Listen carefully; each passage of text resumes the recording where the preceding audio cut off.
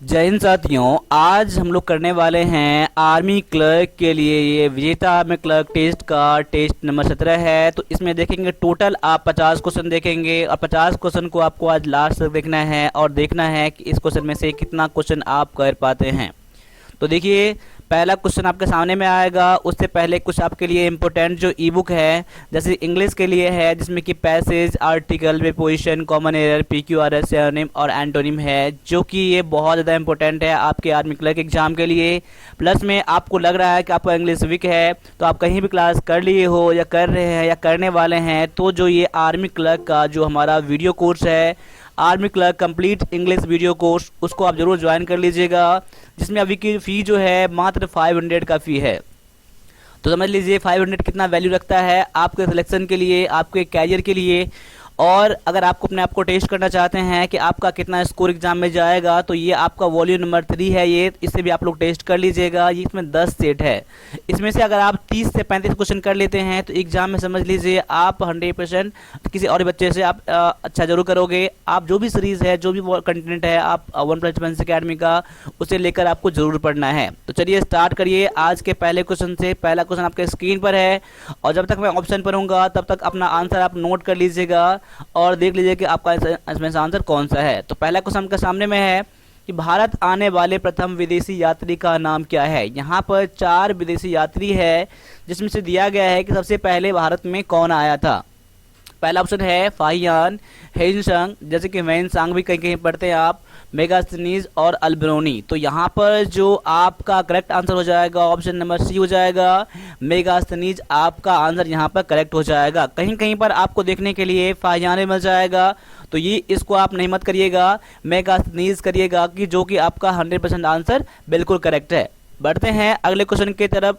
अगला क्वेश्चन आपके सामने में है, ऑप्शन भी आपके सामने में है, तो देख लीजिए कि आपका आंसर इसमें से क्या होने वाला है। तो क्वेश्चन ये है कि चंदेल शासकों द्वारा निर्मित कंदरिया महादेव मंदिर, जो कि खजुराहो में है, किस राज्य में है, किस राज्य में है। तो अब यहाँ पर देख लीजिए, एक तो है कंदरिया महादेव मंदिर, जो कि आपको पता होना चाहिए, और मैंने आपको खजुराहो भी बता दिया, तो आपके लिए स्टेट पता लगाना बहुत ही इजी हो जाता है। तो यहाँ पर देख लीजिए कि आपका आंसर क्या होने वाला है। पहला है आंध्र प्रदेश, महाराष्ट्र, राजस्थान और मध्य प्रदेश। तो यहाँ पर आपका आंसर जो हो जाएगा ऑप्शन नंबर डी हो जाएगा, जो कि है मध्य प्रदेश के अंदर खजुराहो एक डिस्ट्रिक्ट है। ठीक है, डिस्ट्रिक्ट खजुराहो एक जगह है, यहाँ पर है खजुराहो में कंदरिया महादेव है, जो कि स्टेट कौन सा है, मध्य प्रदेश है, और ये छतरपुर जिले में है। देखिए मध्य प्रदेश के छतरपुर जिले में आपको मिल जाएगा कंदरिया महादेव मंदिर मिल जाएगा। देखिए पहले कुछ समय में इसको खजूरपुरा भी कहा जाता था। क्या कहा जाता था इसको? खजूरपुरा भी कहा जाता था, या फिर खजूर वाहिका भी इसे कहा जाता था। यहाँ पर बहुत सारे आपको हिंदू के मंदिर मिल जाएंगे और जैन मंदिर भी मिल जाएंगे। ठीक है, और ये जो फेमस है किसके लिए फेमस है, यहाँ पर मुड़े हुए पत्थरों से बनने वाले मंदिर जो है यहाँ पर बहुत सारे मिल जाएंगे, इसलिए यहाँ पर बहुत ज़्यादा इंपॉर्टेंट बन जाता है आपका क्वेश्चन। और यहाँ पर जो आपका एक क्वेश्चन इसमें और बन जाएगा कि ये कंदरिया महादेव मंदिर जो है किसके द्वारा निर्माण किया गया है, किसके द्वारा बनाया गया है।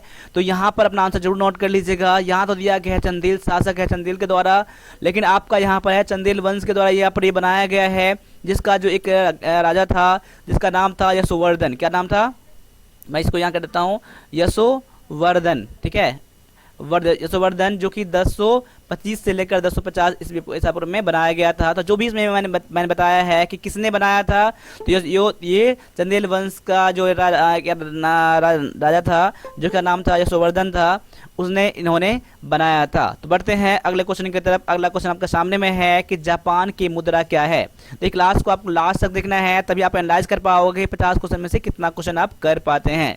तो जापान की मुद्रा क्या है, यहाँ पर देख लीजिए, इससे क्वेश्चन आने की संभावनाएं पूरे रहते हैं। तो यहाँ पर आपको याद क्या करना है, देख लीजिए, आपको एक याद करना है कंट्री और कैपिटल, प्लस में आपको उसका करेंसी आपको याद जरूर करना है, क्योंकि हो सकता है कि करेंसी के बदले में आपका यहाँ पर कैपिटल का भी नाम पूछ दे। तो यहाँ पर देख लीजिए, जापान के मुद्रा का जो नाम है, इसका जो करेक्ट आंसर हो जाता है ऑप्शन नंबर डी हो जाता है कि येन। येन क्या है, जापान के मुद्रा है, करेंसी है, ऑप्शन नंबर डी है आपका यहाँ पर करेक्ट आंसर। बढ़िए अगले क्वेश्चन की तरफ। अगला क्वेश्चन दिया गया है कि बेसबॉल खेल के एक टीम में कितने खिलाड़ी होते हैं। बेसबॉल के एक टीम के तरफ जो होते हैं कितने खिलाड़ी होते हैं, यहाँ पर 4 ऑप्शन दिया गया है। तो एक, अगर आप लोगों को बहुत का पता नहीं है तो मुझे बता दीजिएगा कि मैं आपको इसमें से कौन से खेल में कितने कितने खिलाड़ी होते हैं, मैं उसका एक अलग सीरीज बना दूंगा, वहां पर एक बार याद कर लीजिएगा, क्योंकि आपका हो सकता है कि स्पोर्ट्स से एक क्वेश्चन और आ जाए आपके एग्जाम में, इसलिए आपको इसको भी करना जरूरी है। तो यहाँ पर जो आपका करेक्ट आंसर हो जाएगा ऑप्शन नंबर यहाँ पर डी हो जाएगा कि बेसबॉल में 9 खिलाड़ी होते हैं एक टीम में। ऑप्शन नंबर डी है आपका यहाँ पर करेक्ट आंसर। ठीक है, आगे बढ़ जाइए। अगला क्वेश्चन दिया गया है कि प्रसिद्ध पुस्तक गीतांजलि, अब गीतांजलि जो बुक है वो किसके द्वारा लिखा गया है, इसके ऑथर कौन है, इसके लेखक कौन है। तो यहाँ पर 4 ऑप्शन है। पहला दिया गया है बंकिम चंद्र चट्टोपाध्याय, मुंशी प्रेमचंद, शरद चंद्र चट्टोपाध्याय और रविंद्रनाथ टैगोर। तो यहाँ पर जो आपका करेक्ट आंसर हो जाएगा इसमें से इसका आंसर 90% बच्चों को आंसर करेक्ट होना चाहिए। अगर नहीं पता है तब भी कोई बात नहीं है, आप स्क्रीनशॉट ले लो और इसका आंसर मैच कर लेना अपने आप को। यहाँ पर दिया गया है आंसर डी, यानी रविंद्रनाथ टैगोर के द्वारा गीतांजलि पुस्तक लिखा गया है, क्योंकि गीतांजलि जो है रविंद्रनाथ टैगोर का लाइफ का जो है बहुत अच्छा सा बुक है ये, और भी इसने लिखा है उसने, जो इनको जो मतलब पूरे देश में पूरे विश्व में जो ख्याति प्राप्त हुआ था इस बुक के भी द्वारा प्राप्त हुआ था। और इसलिए भी ये आपका बुक इसको बहुत ज़्यादा इंपॉर्टेंट बन जाता है गीतांजलि, क्योंकि इसी बुक के लिए उसको नोबेल प्राइज मिला था। इसी बुक के लिए उसको नोबेल प्राइज मिला था, जो कि 1913 में 1913 में कितना में 1913 मिला था उसको, 1913 में उसको अवार्ड मिला था नोबेल प्राइज का गीतांजलि के लिए। ठीक है, अब आगे बढ़ जाइए। अगला क्वेश्चन आपके सामने में है कि ठोस पदार्थ में ध्वनि का वेग वायु की अपेक्षा कितना होता है, कैसा होता है। ठीक है, ठोस पदार्थ में जो ध्वनि का वेग होता है वो वायु की अपेक्षा क्या होता है, क्या ज़्यादा होता है, कम होता है, बराबर होता है, या इनमें से कोई नहीं।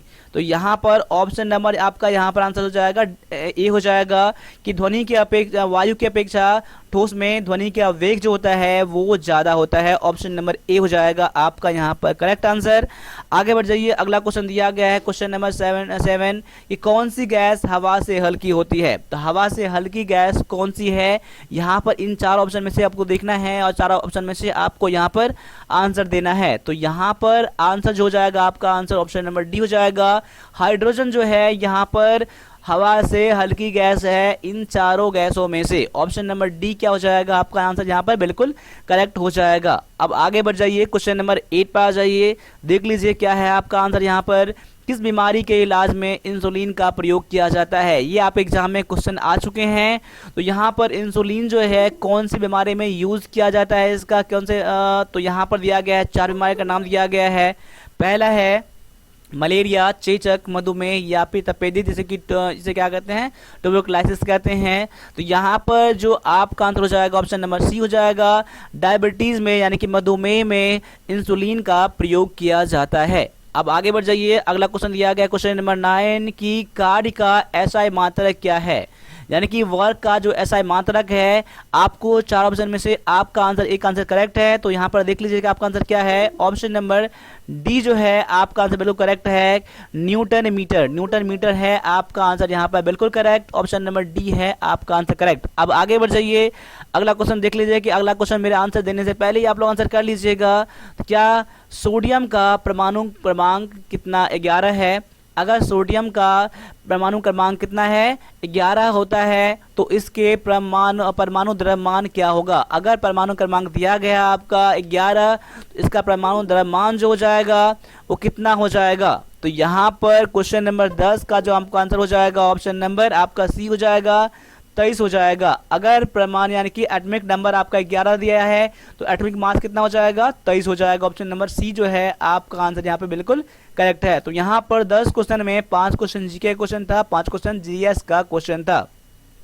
तो ये भी आपके एग्जाम के लिए सिलेक्शन के लिए बहुत ज़्यादा जरूरी है। अगर आपको जीके में भी आपको इंपॉर्टेंट नोट चाहिए आपको, तो जीके का भी नोट है जिसका लिंक मैं डाल दिया है डिस्क्रिप्शन में, वहाँ से ले लीजिएगा, या फिर आप मुझे इस पर मुझे व्हाट्सएप कर दीजिएगा, मुझे बता दीजिएगा कि मुझे जीके का पीडीएफ चाहिए, वो आपको मिल जाएगा।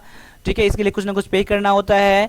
अब आगे आ जाइए, अगला क्वेश्चन दिया गया है आपका कंप्यूटर का 5 क्वेश्चन में से कम 4 क्वेश्चन किसी भी पेपर में आपके बनने चाहिए।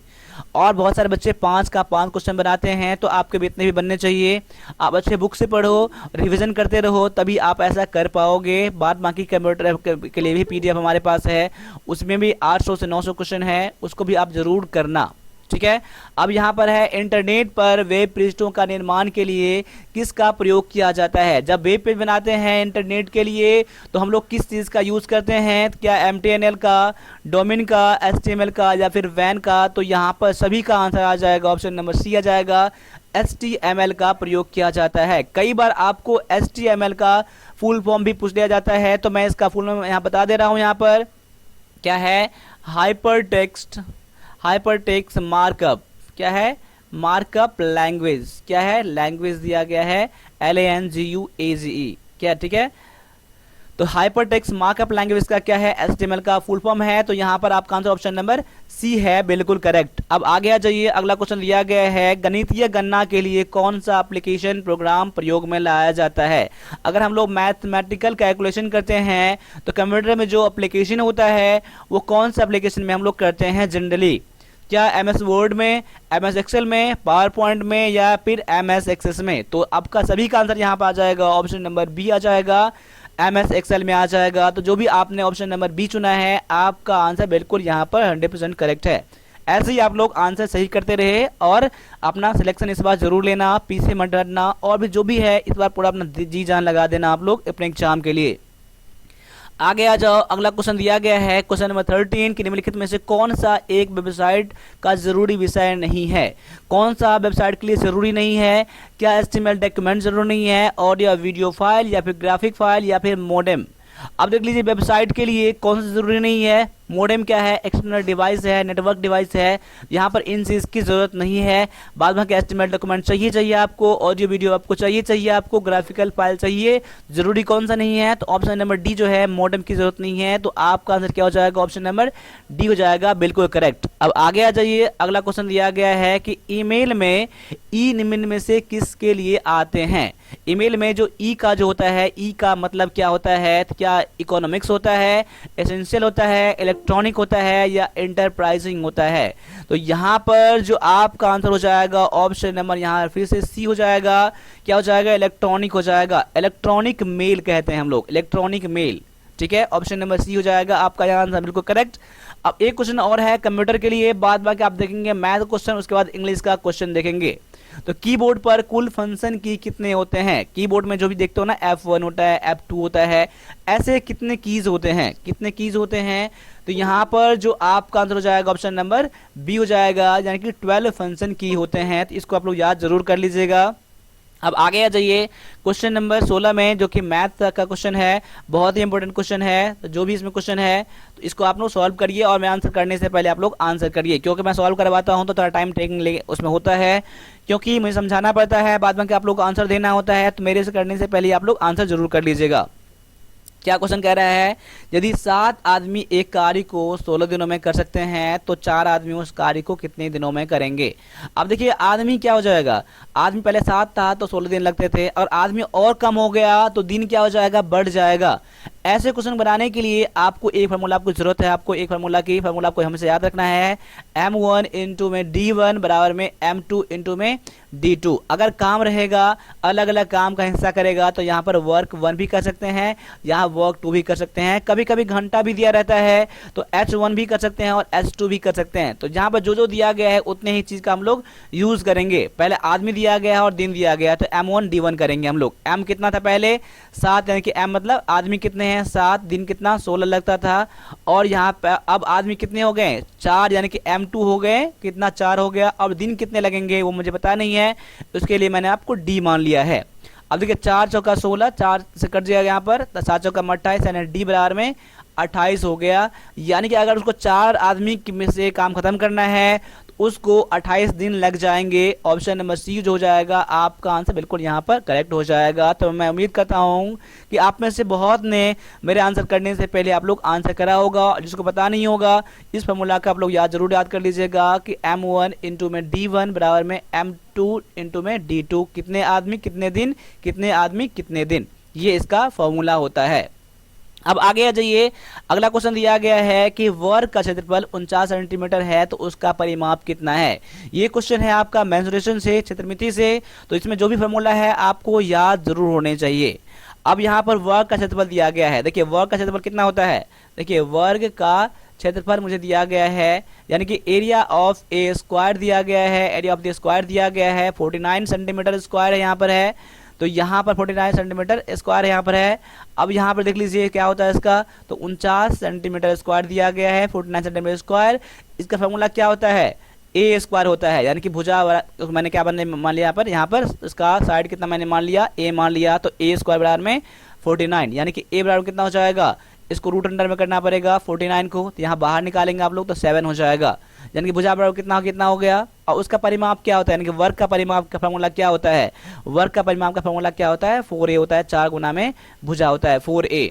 इसका परिमाप यानी 4a बराबर कितना हो जाएगा, तो 4 इंटू में 7 हो जाएगा, 7 चौका में 28 हो जाएगा। आपका आंसर बिल्कुल करेक्ट, ऑप्शन नंबर बी हो जाएगा आपका आंसर बिल्कुल करेक्ट। तो इसमें फॉर्मूला 2 था कि वर्ग का क्षेत्रफल जो होता है भुजा स्क्वायर, और वर्ग का परिमाप, वर्ग का परिमाप क्या होता है, होता है इसका 4 गुना में भुजा होता है, यानी कि आपको 4a भी करना है आपको, ठीक है।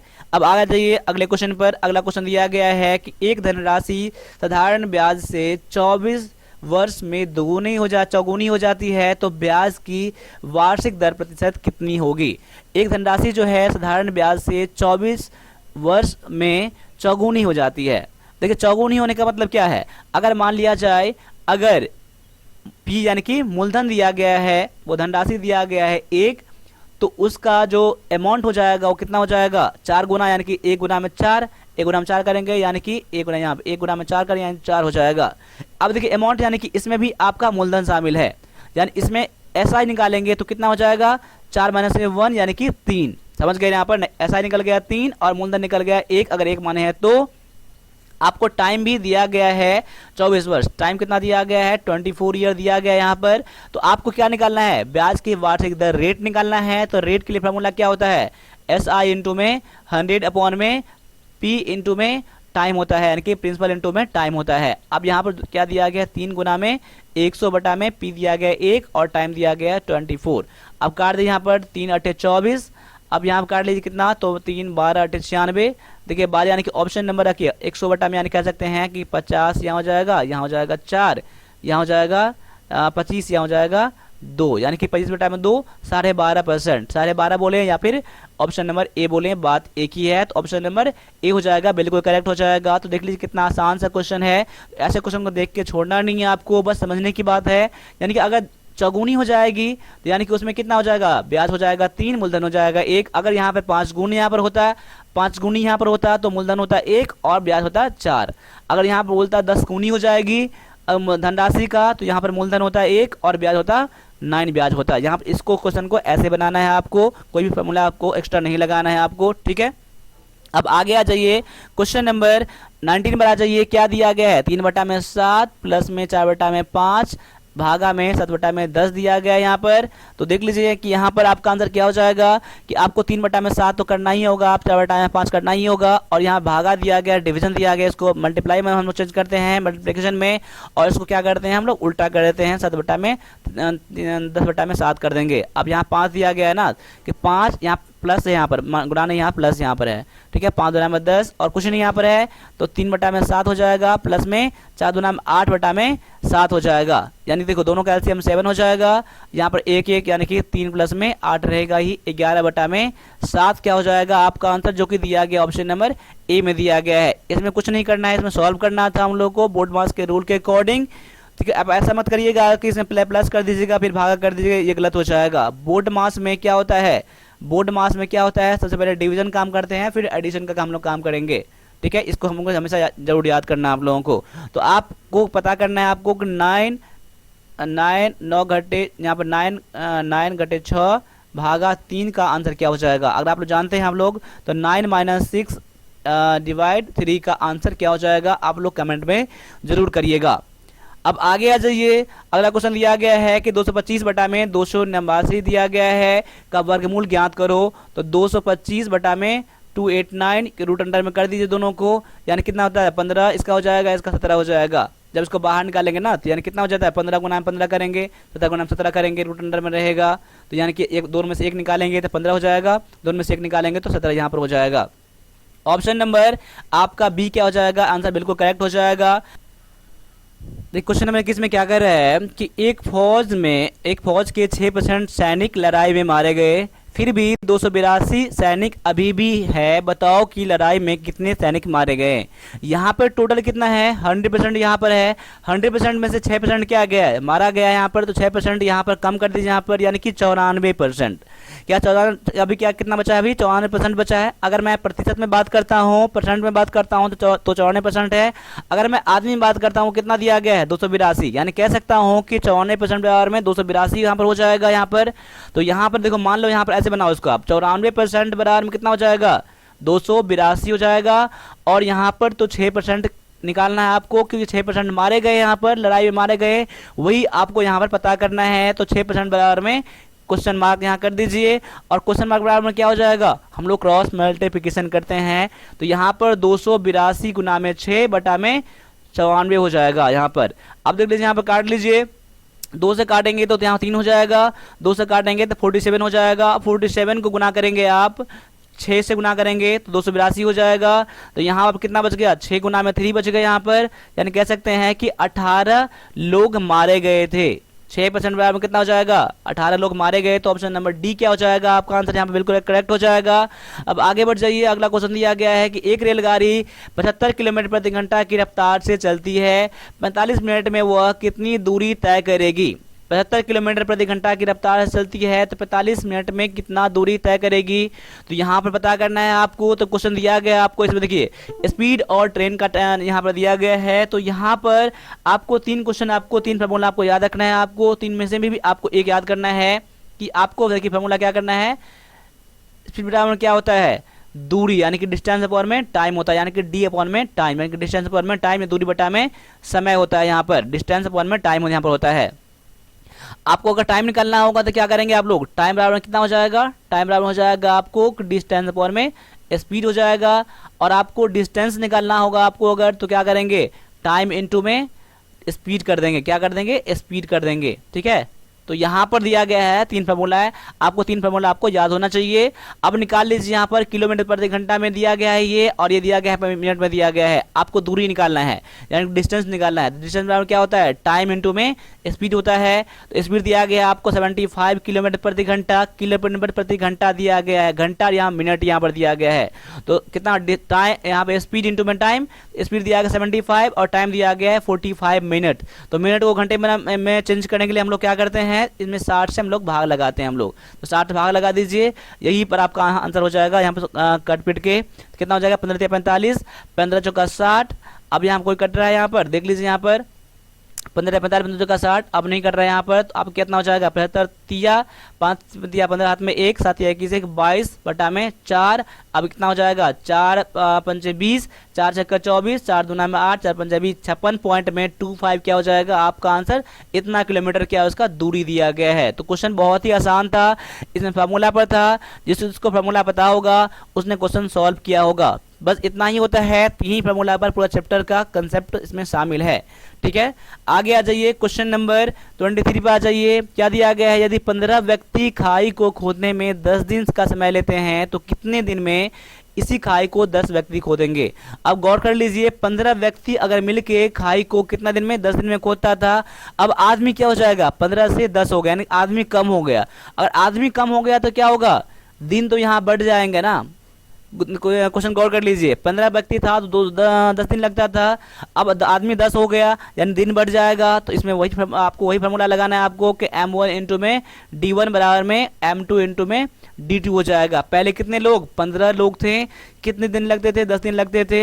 अब आपको पता नहीं है कि कितने दिन लगने वाले हैं, तो आदमी तो पता है आपको, आदमी कितना 10 दिन और 10 आदमी, तो कितने दिन लगेंगे मुझे मालूम नहीं है। यानी कि आपको डी का डी छोड़ देना है, आपको यहाँ पर काट दीजिए, यहाँ पर 10 से 10 कट जाएगा यहाँ पर, यानी डी बराबर में 15 बच जाएगा, यानी डी बराबर में 15, यानी अब 10 आदमी काम करेगा तो कितने दिन लगेंगे, 15 दिन लगेंगे। तो आपका आंसर क्या हो जाएगा, ऑप्शन नंबर डी हो जाएगा।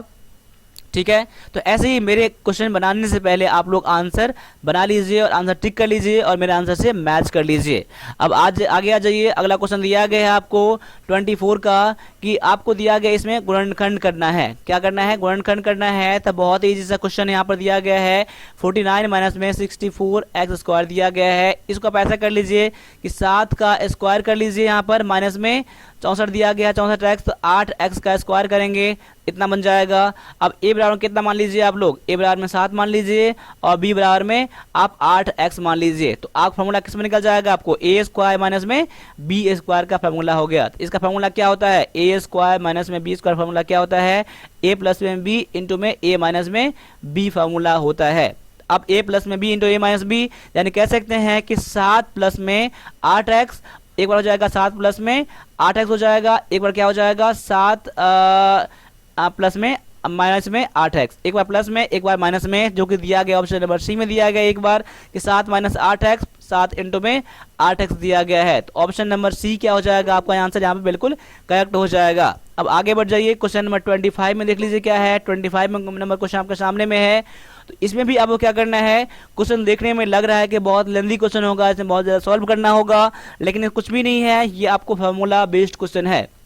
देखिए दिया गया कंडीशन दिया गया है, यदि a square plus b square plus में c square minus a b minus b c minus c बराबर में 0 दिया गया है, तो इस कंडीशन में जो फार्मूला जो होता है ये बन जाता है आपका ऑप्शन नंबर ए बन जाता है फार्मूला कि a cube plus b cube plus c cube बराबर में 3abc, इसका बन जाता है फार्मूला बन जाता है। तो क्वेश्चन नंबर 25 का जो आपका आंसर हो जाएगा ऑप्शन नंबर ए हो जाएगा। ठीक है, तो ऑप्शन नंबर ए जरूर कर लीजिएगा, ये फार्मूला दिया गया है, फार्मूला बेस्ड है ये, तो ऑप्शन नंबर ए आपका आंसर करेक्ट है। अब आगे आ जाइए, ऑप्शन सेक्शन नंबर इंग्लिश पर आ जाइए। तो इंग्लिश में आपको 25 क्वेश्चन मिलेंगे आपको। तो यहाँ पर पहले पैसेज का सॉल्यूशन नहीं है, पैसेज का मैं बस अभी आंसर बता रहा हूँ, बस नेक्स्ट क्लास में आपको पैसेज का मैं सॉल्यूशन करके मैं आंसर बता दूंगा, क्योंकि इस क्लास में अगर मैं पैसेज का सॉल्यूशन करूंगा तो इसमें कम से कम पैसेज सॉल्व करने में आधे घंटे एक्स्ट्रा बन जाएंगे, तो क्लास बोरिंग हो जाएगा, इसलिए मैं पैसेज का भी आंसर बता दे रहा हूँ। नेक्स्ट क्लास में आपका पैसेज का सॉल्यूशन बताऊँगा आपको हिंदी में, तो उसका वेट जरूर कर लीजिएगा, बस अभी आपको सॉल्व करना है। तो अभी इसका स्क्रीनशॉट ले लो और पहले पैसे को पढ़ लो और आंसर मैच कर लेना आप लोग। तो 26 का जो आपका आंसर मैं बता दे रहा हूं, ऑप्शन नंबर आपका हो जाएगा ए हो जाएगा आंसर। तो ए आप मैच कर लीजिएगा आपके अकॉर्डिंग, बाद बाकी जब मैं सॉल्यूशन करूंगा तो उसके बाद आप लोग आंसर अपना मैच कर लीजिएगा। 27 नंबर का जो आपका आंसर हो जाएगा ऑप्शन नंबर बी हो जाएगा। ठीक है, बी हो जाएगा आपका आंसर। 28 का आंसर आपका हो जाएगा ऑप्शन नंबर सी हो जाएगा। और 29 का आंसर क्या है, नेगेटिवेशन प्रोसेस्ड वेन, तो इसका जो आपका आंसर हो जाएगा ऑप्शन नंबर आपका हो जाएगा डी। ठीक है, और 30 का जो आंसर हो जाएगा ऑप्शन नंबर आपका ए हो जाएगा। ठीक है, द अर्थ वाज फ्लैट। ठीक है, अब नेक्स्ट पैसेज आपका ये भी है, तो इसका भी आप लोग आप स्क्रीनशॉट ले लो और पैसेज का सॉल्यूशन करो, फिर अपना आंसर मैच करो, जो कि आपका 31 का जो आंसर दिया गया है, क्वेश्चन नंबर 31 का आंसर दिया गया ऑप्शन नंबर सी दिया गया है, और क्वेश्चन नंबर 32 का जो आंसर दिया गया है ऑप्शन नंबर सी दिया गया है आपका आंसर, जो कि दिया गया है because now it became a business. आगे दिया गया है 33 का जो आपका आंसर हो जाएगा ऑप्शन नंबर आपका डी हो जाएगा, बिकॉज लैक ऑफ डॉरी। और 34 का जो आंसर हो जाएगा आपका ये हो जाएगा ऑप्शन नंबर बी हो जाएगा, डॉरी सिस्टम। और 35 का आंसर जो हो जाएगा आपका ये हो जाएगा बी हो जाएगा, टू सेटिस्फाई आपका आंसर हो जाएगा। ठीक है, अब आगे आ जाइए, आगे मैं सॉल्यूशन करता हूं इसका। आगे दिया गया है fill in the blank with suitable option, जो भी ऑप्शन दिया गया है आर्टिकल का वो आपको फिल करने हैं। तो क्वेश्चन क्या है, Janvi's husband got home early from, यहाँ ब्लैंक में कौन सा आर्टिकल आएगा, उसके बाद वर्क दिया गया है। तो बहुत ही इंपॉर्टेंट क्वेश्चन है, इस क्वेश्चन में बहुत सारे बच्चे क्या करते हैं, कंफ्यूज कर जाते हैं। तो यहाँ पर देख लीजिए, यहाँ पर क्या आ जाएगा, देखिए वर्क क्या होता है, कभी कभी आपका काउंटेबल बन जाता है, कभी कभी अनकाउंटेबल बन जाता है। तो आप लोगों ने ये जरूर पढ़ा होगा आपने कि अनकाउंटेबल नॉन से पहले हम लोग कोई भी आर्टिकल का यूज नहीं करते हैं, और करते हैं तो कब करते हैं, आपको हमेशा ध्यान रखना होगा। आपको जो भी मैंने क्लास करा दिया है वीडियो कोर्स में, उसको आप लोग जरूर आपने करा होगा आपने। प्लस में आगे जो भी है, अगर आपने अभी तक में क्लास ज्वाइन नहीं करा है आपका आर्मी क्लर्क का इंग्लिश का कंप्लीट वीडियो कोर्स, तो उसको जरूर ज्वाइन कर लीजिएगा। लिंक मैंने डाल दिया है डिस्क्रिप्शन में, या फिर आप मुझे इस नंबर पर मुझे व्हाट्सएप भी कर सकते हैं क्लास ज्वाइन करने के लिए। तो यहाँ पर देख लीजिए आपका आंसर क्या हो जाएगा, ऑप्शन नंबर डी हो जाएगा। यहाँ पर नो आर्टिकल आएगा। अब नो आर्टिकल क्यों आएगा, क्योंकि देख लीजिए अगर मान लिया जाए, अगर वर्क को ऐसे देखिए, वर्क में यानी कि एक तो होता है काम करने का प्रोजेक्ट को होता है, एक होता है क्या जगह को मान लिया जाता है जिस जगह पर हम लोग काम करते हैं। तो यहाँ पर किस तरह का यूज किया गया है, देखिए जानवी का हस्बैंड जो है ये क्या होता है, अपने काम पर से जहाँ वो काम करते थे एक प्लेस का यहाँ पर वैल्यू यहाँ पर है, एक प्लेस का इंडिकेट कर रहा है यहाँ पर, जहाँ काम करता था वहां से जल्दी आ गया लौट के, एक प्लेस का यहाँ पर डिनोट कर रहा है ना प्लेस को, इसलिए यहाँ पर नो आर्टिकल का यूज करेंगे। अगर यहाँ पर पीस ऑफ वर्क होता है, वर्क यहाँ पर होता है काम करने का प्रोजेक्ट होता है यहाँ पर, तो हम लोग आर्टिकल का ही यूज करते, इसलिए यहाँ पर नो आर्टिकल का आपका आंसर हो जाएगा, ऑप्शन नंबर डी हो जाएगा। इसको जरूर याद कर लीजिएगा। अगर डॉट लग रहा है तो आप लोग कमेंट जरूर करिएगा। आगे दिया गया है metre is unit of length. देखो यहाँ फिर से आपको आर्टिकल चुनने हैं आपको, तो यहाँ पर देख लीजिए आर्टिकल चुनने के लिए क्या करना है आपको, UNIT दिया गया है। तो कभी भी आप लोग आर्टिकल यूज करते हो, यहाँ पर तो इंडिपेंडेंट आर्टिकल आएगा, द तो आएगा नहीं, तो आप लोग ए यूज करोगे या फिर एन यूज करोगे, इसमें आपको कंफ्यूजन यहाँ पर हो जाएगा। तो आपको देखना है क्या वोवेल क्या होता है, AEIOU वोवेल होता है। लेकिन आपको क्या करना है, आपको यहाँ पर वोवेल देखना है आपको, लेकिन इसमें साउंड देखना है मेन आपको। देखो यूनिट का साउंड कैसा है, यूनिट का साउंड कैसा है, यू। जब यू बोलते हैं हम लोग तो यो आता है ना, तो साउंड क्या है आपका, एक वोवेल का साउंड नहीं ले रहा है आपको, इसलिए यहाँ पर कौन सा आर्टिकल यूज करोगे आप लोग, ए का यूज करोगे। Metre is a unit of length हो जाएगा, ऑप्शन नंबर ए क्या हो जाएगा आपका आंसर, बिल्कुल करेक्ट यहाँ पर हो जाएगा। अब आगे आ जाइए, birds can fly very high in sky. अब देखो कुछ नॉन ऐसे होते हैं जो क्या पार्टिकुलर है, उसके पहले आपको दो लगाना पड़ता है, यहाँ पर कहीं कहीं पर दो नहीं लगाना पड़ता है। यहाँ पर प्रॉपर नाउन यहाँ पे स्काई है, प्रॉपर नाउन स्काई है, सन है, अर्थ है, मून है, उसके पहले हम लोग हमेशा आप लोग क्या यूज करते हो, आप लोग दो का यूज करते हो, ठीक है, हमेशा आपको पता है आपको। तो यहाँ पर क्या होता है, इन द स्काई होता है, कभी भी देखोगे आप लोग क्या होता है, इन द स्काई यहाँ पर होता है, क्या होता है, इन द स्काई यहाँ पर होता है। तो यहाँ पर दो हो जाएगा आपका आंसर कि birds can fly very high in the sky, आपका ऑप्शन नंबर सी हो जाएगा आपका आंसर। अब आगे आ जाइए, अगला क्वेश्चन दिया गया आपको कि आपको एरर पता करना है, find out the error part in the following. यहाँ पर देखना है आपका part number A, part number B, part number C, part number D. और आपको आंसर नहीं मिल रहा है इसमें एरर, तो ऑप्शन नंबर डी जरूर चुनना है आपको, नो एरर का। लेकिन यहाँ पर देख लीजिए एरर क्या यहाँ पर है कि neither Sunil nor I R living for Mumbai. तो यहाँ पर देख लीजिए एरर मिल गया मुझे, एरर है पार्ट नंबर आपका बी में एरर है। यहाँ पर आर जो है, आर यहाँ पर नहीं यहाँ पर आएगा, आर नहीं आएगा, तो यहाँ पर क्या आ जाएगा, यहाँ पर देख लीजिए यहाँ पर आ जाएगा आपका एम का यूज करोगे, या फिर आप लोग एस का यूज यहाँ पर करना, क्योंकि यहाँ पर देखो नाइदर नॉर के बाद जो भी आता है लास्ट में क्या दिया गया है उसके अकॉर्डिंग हम लोग आप लोग वर्ब का यूज करते हैं हम लोग। यहाँ पर सिंगुलर दिया गया है, सिंगुलर का यूज करोगे तो यहाँ पर आर का यूज नहीं होगा यहाँ पर, तो ऑप्शन नंबर बी क्या हो जाएगा आपका आंसर, बिल्कुल करेक्ट यहाँ पर हो जाएगा। अब आगे देख लीजिए, अगला क्वेश्चन दिया गया आपका, these kind of shirts are rather expensive for him to buy, no error. फिर से आपको देखना है आपको ए बी सी, देखो सी यहाँ पर दिया गया है, और अगर एरर नहीं मिल रहा है तो ऑप्शन नंबर डी जरूर चुनना है। लेकिन आप गौर से पढ़िए एक बार क्या दिया गया है, these kind of shirts are rather expensive from him to buy, यानी ये इस तरह के शर्ट जो है उनके लिए बहुत ज़्यादा एक्सपेंसिव है, तो इस तरह का शर्ट वो नहीं खरीद सकते हैं, बहुत ज़्यादा एक्सपेंसिव है।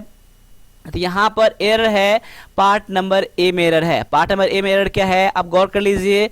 कभी भी आप लोग जब ये यूज करते हो दीज का, तो दीज के बाद जो भी नॉन आता है हमेशा क्या होता है, वो क्या होता है, प्लूरल यहाँ पर होता है।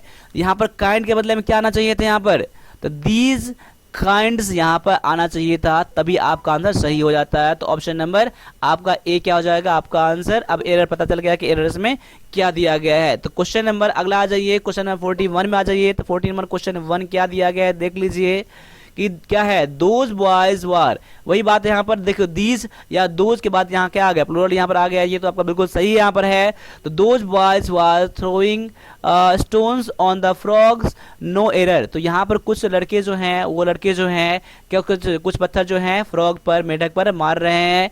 तो यहाँ पर क्या हो जाएगा देख लीजिए, एरर क्या है, बहुत आसान से एरर मिल जाएगा आपको। देखिए these boys, option number A में एरर है, तो एरर क्या है, दीज बॉयज के बाद क्या लोगे यहाँ पर, सिंगुलर लोगे यहाँ पर, तो कोई भी लोगे नहीं लेना यहाँ पर। दीज बॉयज वेयर यहाँ पर हो जाएगा वर, वर बोले या फिर वेयर बोले, तो ऑप्शन नंबर ए क्या हो जाएगा आपका आंसर यहाँ बिल्कुल करेक्ट हो जाएगा। अब आगे देख लीजिए क्या है, क्वेश्चन नंबर आगे दिया गया है आपको, fill in the blank with suitable option, जो ऑप्शन में लग रहा है, जो फिट बैठ रहा है, आपको यहाँ बनाना है। आपको यहाँ क्या दिया गया है, to go cinema on Saturday, do you want to come with अस।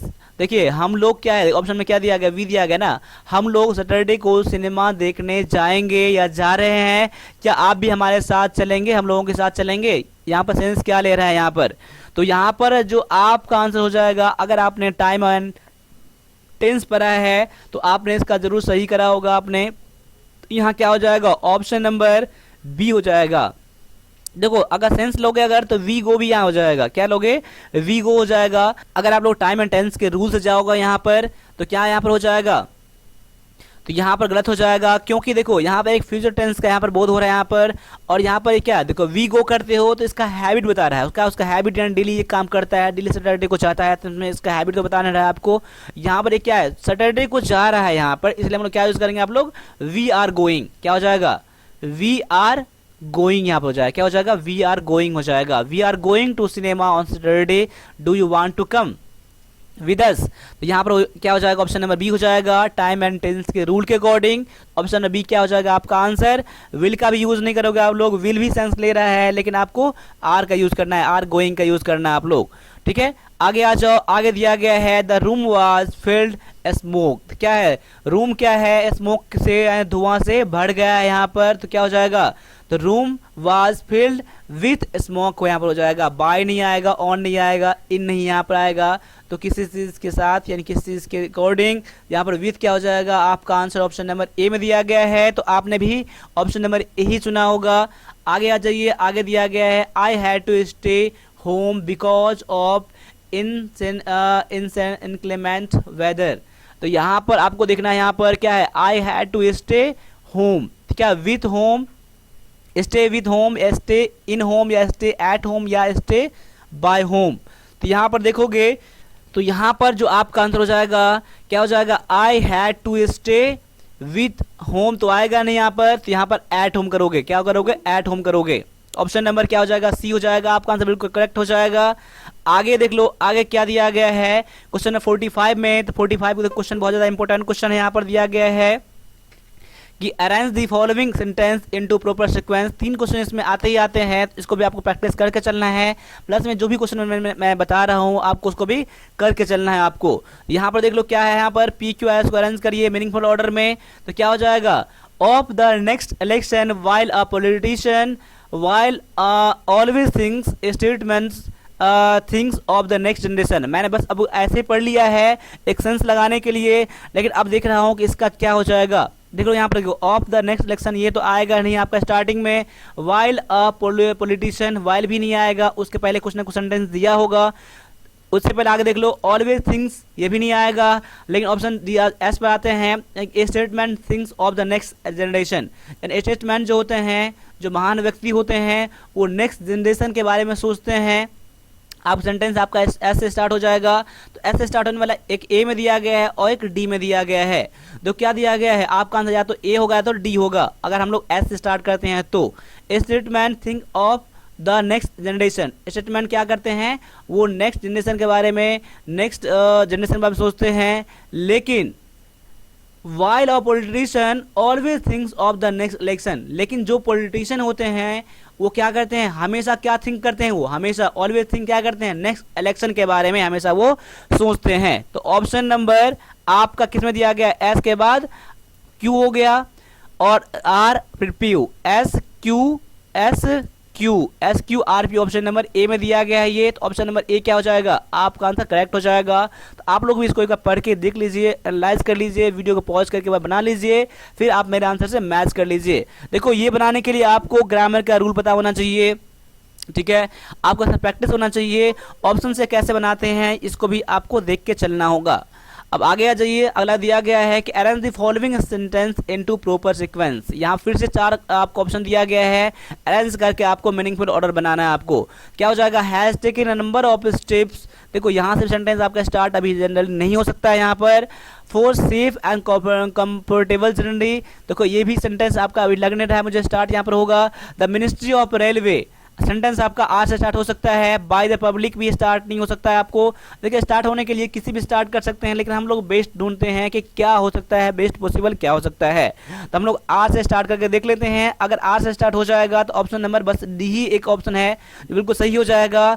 यहाँ से भी आप लोग सेंटेंस आप आंसर बनाना स्टार्ट कर सकते हो कि अगर आर से स्टार्ट आंसर हो सकता है तो क्या हो जाएगा, आर के बाद पी मैच कर जाएगा, क्यू मैच कर जाएगा, एस मैच कर जाएगा यहाँ पर। तो आर के बाद पी लेना पड़ेगा मुझे। देखियो the ministry of railways has taken a number of step, बिल्कुल सही है कि मिनिस्ट्री ऑफ रेलवे क्या है, एक स्टेप लिया है, एक इनिशिएटिव स्टार्ट किया है यहाँ पर। तो आर के बाद पी मैच कर रहा है। उसके बाद क्यू दिया गया है for safe and comfortable journey by the public. देखो इस एक स्टेप यानी कि एक टेकन स्टेप लिया है यहाँ पर मिनिस्टर रेलवे ने कि क्या उसके किसी का यात्रा जो हो, पब्लिक का यात्रा जो हो क्या हो, सेफ हो और कंफर्टेबल हो। यानी कह सकते हैं कि आर के बाद पी के बाद क्यू के बाद एस हो जाएगा, जो कि ऑप्शन नंबर 1 डी में ही दिया गया है। तो आर से स्टार्ट होने वाला ऑप्शन आर में डी में दिया गया था और आर पी क्यू एस एक मैच भी कर रहा है। तो ऑप्शन नंबर डी क्या हो जाएगा आपका आंसर। ऐसे ही आप लोग बनाइए, आप ऐसे प्रैक्टिस करिए। देखिए ये बनाने के लिए आपको बस अपना जितना कितना है, अपना प्रेजेंस ऑफ माइंड जितना है उसको यूज करना होगा पूरा, तभी आप लोग इस क्वेश्चन को कर सकते हैं। बाद बाकी जो भी क्वेश्चन दिया गया है, जो भी मैं क्वेश्चन मैं यहाँ बना रहा हूँ, एक तरह से उसको रट्टा मार लीजिए। हो सकता है कि सेम का सेम क्वेश्चन आपके एग्जाम में आ जाए, सेम का सेम क्वेश्चन। आगे आ जाइए, क्या दिया गया है कि arrange the following sentence into proper sequence. Arrange the following sentence into proper sequence फिर से आपको दिया गया यहाँ पर। देखो his orders he asked me carried out why I had not. देखो आप चारों पढ़ रहे हो तो आप स्टार्ट कहाँ से लग रहा है मुझे, ऑप्शन नंबर क्यू से, यानी क्यू वाला स्टार्ट आपका आंसर हो सकता है। देखो होने के लिए यहाँ से भी हो सकता है और यहाँ से भी हो सकता है, लेकिन मुझे चारों में से मुझे लग रहा है कि क्यू से स्टार्ट हो सकता है, तो मैंने क्यू से स्टार्ट कर रहा हूँ। अगर मेरा क्यू से स्टार्ट हो जाएगा तो आपका आंसर ए हो सकता है या फिर बी हो सकता है। कभी भी आपका आंसर सी और डी नहीं होगा क्योंकि पी से स्टार्ट दिया गया है। ठीक है, क्लियर है यहाँ पर ना, मैं कैसे बना रहा हूँ यहाँ पर। अब देखो यहाँ पर क्यू से ही आस्क्ड मी हिज ऑर्डर, आपका यहाँ पर होगा नहीं आपका क्यू के बाद P. He asked me carried out his order why I had not, ये भी नहीं होगा। अगर मैं ऐसा कर लूँ आपको क्यू के बाद मैं एस कर लूँ, क्योंकि देखो ही asked me why I had not, तो क्यू से स्टार्ट हो रहा है। तो देखो ऑप्शन में भी देख लो ना कि एस और एस दिया गया है, तो क्यू के बाद एस तो फिक्स हो गया। अगर मैं क्यू से मैं बना रहा हूं तो क्यू के बाद एस भी मेरा मैच भी कर रहा है आपका। ही asked me why I had not carried out his order. उसने मुझे पूछा कि क्यों नहीं मैंने उसका बात माना, क्यों मैं उसका ऑर्डर नहीं माना, ये मुझे पूछा जा रहा है। ही आस्क्ड मी यानी क्यू के बाद एस हो जाएगा, एस के बाद आर हो जाएगा, फिर पी हो जाएगा। क्यू एस आर पी दिया गया, ऑप्शन नंबर ए में दिया गया है। तो ऑप्शन नंबर ए क्या हो जाएगा आपका यहाँ पर आंसर बिल्कुल करेक्ट यहाँ पर हो जाएगा।